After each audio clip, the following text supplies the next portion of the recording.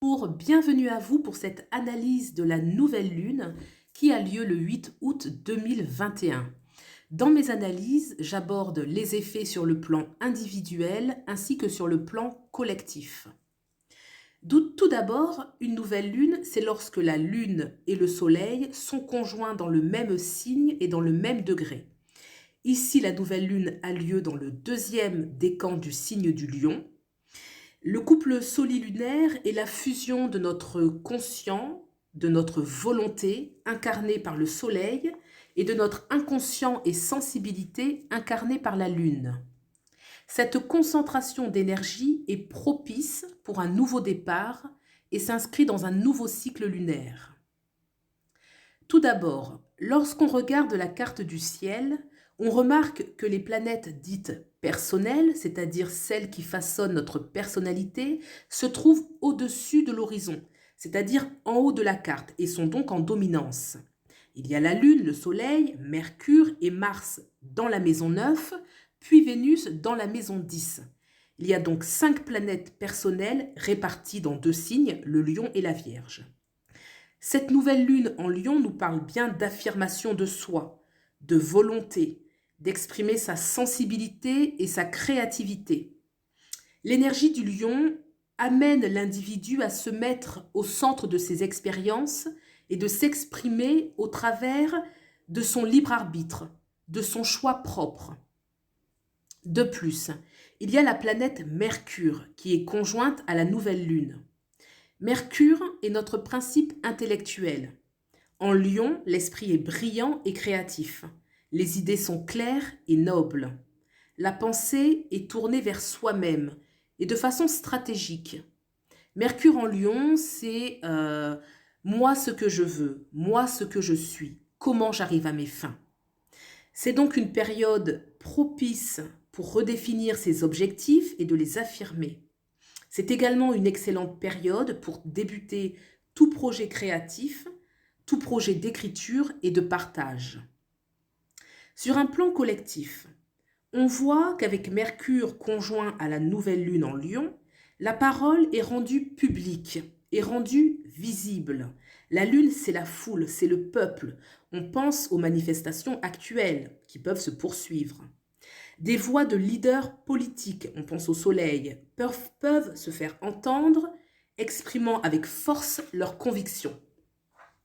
Je pense aussi que comme le lion, c'est également le signe des enfants et Mercure celui des adolescents, toute polémique relative à ces derniers peut encore faire débat pendant ce cycle lunaire. On note que la nouvelle lune ainsi que Mercure reçoivent plusieurs aspects de tension. Il y a le T carré qui relie la nouvelle lune en Lion, Uranus en Taureau et Saturne en Verseau. C'est le T carré, le triangle, le rouge. Et Mercure est également en carré à Uranus et en opposition à Jupiter et en quinconce à Neptune. Alors, d'abord, le conflit entre Uranus et Saturne est présent, sachant que ce carré dure jusque mars 2023 et que les énergies uraniennes et saturniennes sont des énergies jusqu'au boutistes dans ce qu'elles incarnent, d'autant qu'elles sont dans des signes fixes. Taureau et Verseau, signes fixes. La planète Uranus, c'est le principe libérateur. Et Saturne représente les freins, les règles liberticides en Verseau. Et cette tension va durer jusque mars 2023, mais on note tout de même que ce carré se desserre légèrement à partir de mars 2022. Le carré entre Mercure et Uranus maintenant nous parle de communication exacerbée, intransigeante, directe, sans compromis possible. La pensée, les idées peuvent être réfractaires, et notamment aux lois, puisque Mercure s'oppose à Jupiter en Verseau, qui est d'ailleurs rétrograde, et qui peut indiquer un manque d'expansion, un manque de liberté. D'ailleurs, la notion de justice est renforcée car la nouvelle lune a lieu dans la maison 9. Et en astrologie, la 9e maison est en analogie avec Jupiter, qui parle de la loi et de l'ordre. C'est la maison de la justice humaine et de la justice divine. La maison 9 en Lion, pour cette nouvelle lune, nous parle donc bien de loi et de l'honneur rendu visible. Toujours au sujet de Mercure, penchons-nous un instant, si vous le voulez bien, sur cet aspect particulier qu'on appelle le iode, aussi appelé le doigt de Dieu. C'est lorsque une planète est reliée à deux quinconces qui sont eux-mêmes reliés par un sextile. Il s'agit donc de la formation de deux quinconces avec un sextile. Ici, Mercure est relié d'une part à un quinconce avec Neptune, c'est le trait en vert, et aussi d'un autre quinconce relié à Pluton. Neptune et Pluton sont reliés entre eux par un sextile. Donc ça donne un triangle isocèle dont les deux côtés égaux sont en vert et dont Mercure est le sommet. Alors Mercure, dans cette conjonction, dans cet aspect, reçoit massivement et intensément les énergies de Neptune et de Pluton, qui offrent une possibilité de renouveau grâce à un réajustement et un rééquilibrage permanent. Il y a une tension comme ça qui est poussée comme ça vers Mercure. D'un point de vue personnel, ce iode appelle à une transformation puissante de la pensée. Une transformation puissante de la réflexion, de la lucidité et de surcroît en lion à l'engagement et à la parole d'honneur. De façon collective, Pluton en Capricorne peut être vu d'une part comme la volonté des politiques d'apporter de la transformation, Neptune en Poisson pouvant représenter leur idéal, et ces énergies se dirigent tel un doigt autoritaire vers Mercure qui incarne alors les médias, la communication et aussi les adolescents. On note également que Pluton, c'est la planète aussi des virus, et Neptune, la planète des remèdes, des médicaments. On voit que ce sujet fait encore autorité et débat. Alors, qu'en est-il maintenant de l'action et de la combativité incarnée par Mars? Mars, est aussi dans la dite maison 9, celle de la justice, mais il est en Vierge.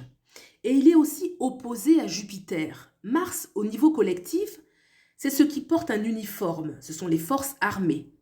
Est-ce que ces derniers peuvent s'opposer à certaines lois? La tribune des généraux va-t-elle refaire surface? Ou est-ce que ces derniers peuvent être contraints d'intervenir au sein de la société du travail pour faire respecter des lois?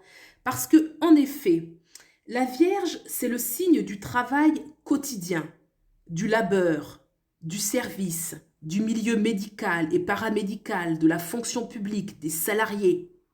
Mars en Vierge peut amener de l'agitation dans ce secteur. Il peut y avoir des revendications et même des querelles, puisque Mars est aussi une planète de conflit. Mars en Vierge est dans un signe de terre. Il est donc pugnace, engagé et dévoué. Son action est motivée par la réflexion, par la critique et l'analyse. D'autant que la maison 9 peut conduire à du fanatisme et à des excès en tout genre. Toutefois, Mars reçoit un trigone, très bel aspect, d'Uranus en Taureau. Mars va donc agir en détonateur puissant pour réformer peut-être le travail, mais il peut aussi y avoir des révoltes, puisque Uranus est la planète un petit peu de la révolte, de la liberté. De façon individuelle maintenant, on peut utiliser cette énergie pour se dynamiser dans son travail et affirmer son originalité.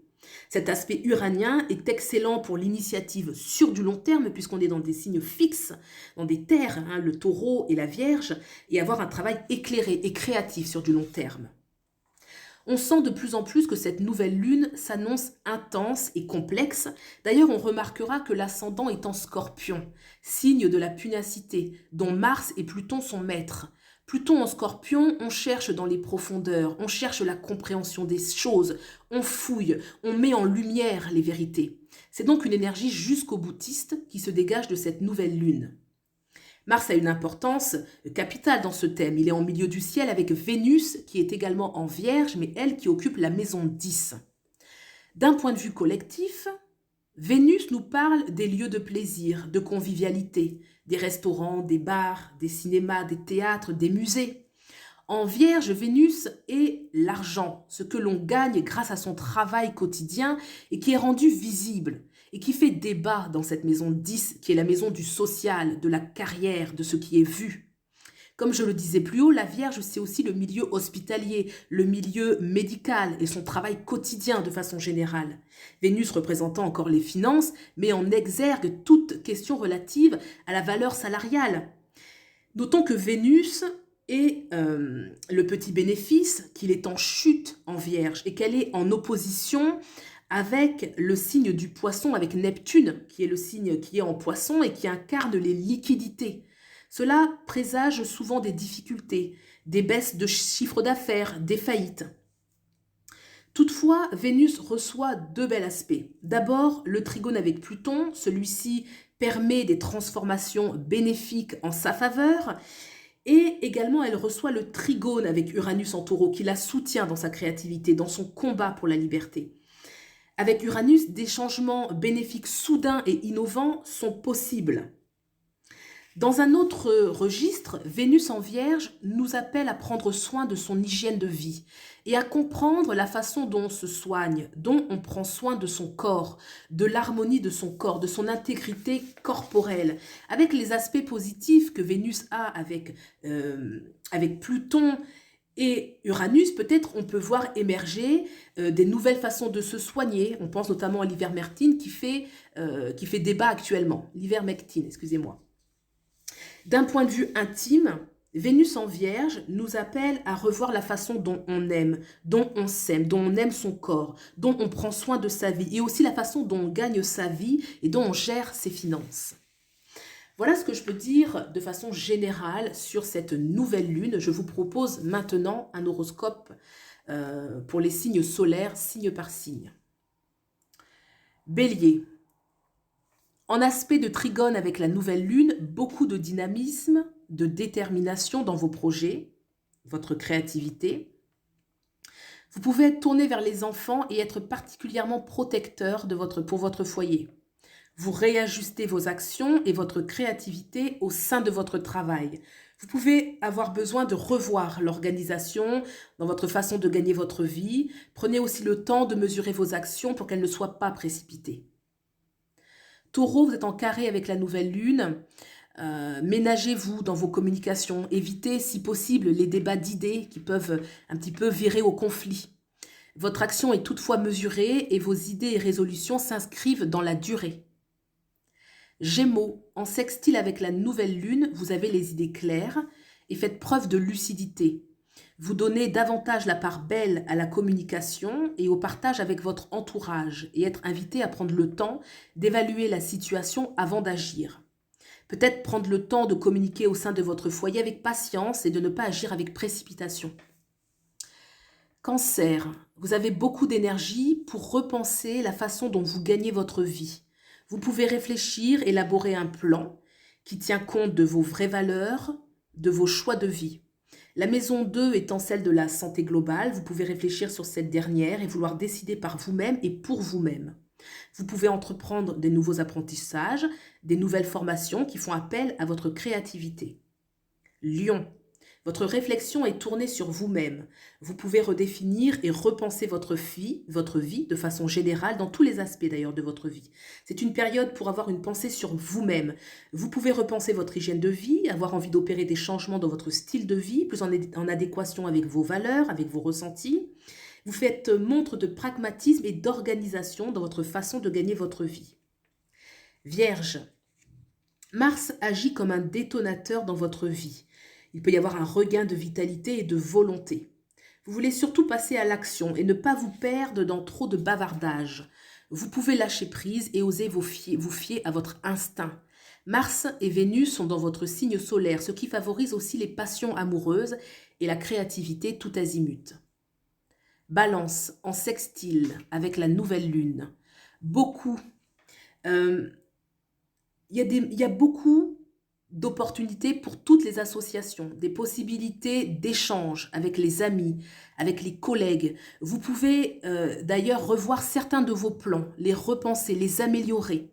Mars et Vénus sont en maison 12 et peut marquer une légère baisse de dynamisme et peut-être un sentiment de manque matériel ou affectif. Scorpion, en carré avec la nouvelle lune. Le plan social et la carrière peuvent rencontrer des difficultés, des freins, des retards. Attention aussi aux débats d'idées passionnés. Par contre, vous avez un regain d'énergie et de créativité dans vos projets qui peuvent s'inscrire sur du long terme. Vous pouvez développer des amitiés et pourquoi pas développer un nouvel amour. Sagittaire, Très bon aspect avec la nouvelle lune. Vous pouvez réfléchir à partir à l'étranger ou à vous investir dans toute dynamique juridique, de défense des droits par exemple. Vous communiquez beaucoup avec de nobles idées et pouvez guider les autres. Pour le passage à l'action, notamment dans la sphère professionnelle ou sociale, vous devez bien vous organiser et réfléchir à 2 fois avant d'agir. Vous pouvez aussi reconsidérer la façon dont vous gagnez financièrement votre vie. Capricorne, en quinconce avec la nouvelle lune, vous êtes invité à ménager vos émotions et vos propos. Vous avez beaucoup d'énergie pour comprendre, analyser les choses en profondeur. Votre action, vos créativités peuvent s'inscrire sur de la durée. Vous pouvez aussi voyager, initier un voyage pour du long terme. Verseau, en opposition avec la nouvelle lune, il peut y avoir des difficultés avec les associés, les collègues, le patron, le couple aussi.